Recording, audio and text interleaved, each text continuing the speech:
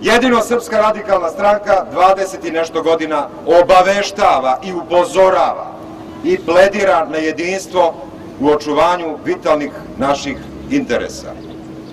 Ne postoji ni jedna druga politička stranka koja je toliki protivnik neprijateljima srpskog naroda kao što su to Vojislav Šešelj i Srpska radikalna stranka.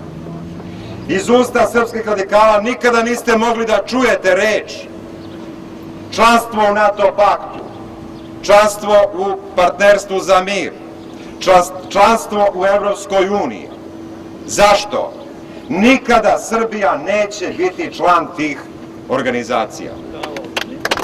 Ne zato što Srbi ne žele, nego što Evropska unija, Vašington, ne žele Srbiju u sastav NATO pakta i Evropske unije. Zašto?